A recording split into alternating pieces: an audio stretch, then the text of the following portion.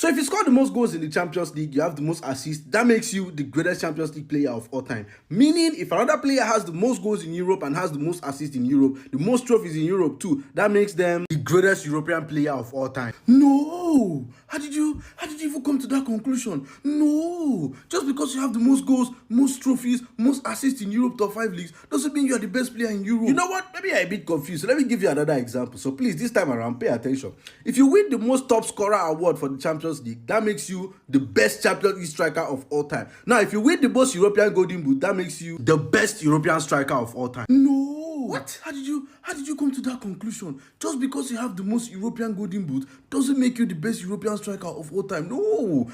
The reason why is because that's the reason why. You know what? This time around, let me walk you step by step. Maybe then you would understand it better. So tell me, if you have the most Ballon d'Ors of all time, what does that make you? It makes you the greatest player of all time. No! That makes you the second best player of all time. The person with the second most Ballon d'Ors of all time is actually the greatest player of all time. Are you getting it now? Actually, yeah, it's starting to...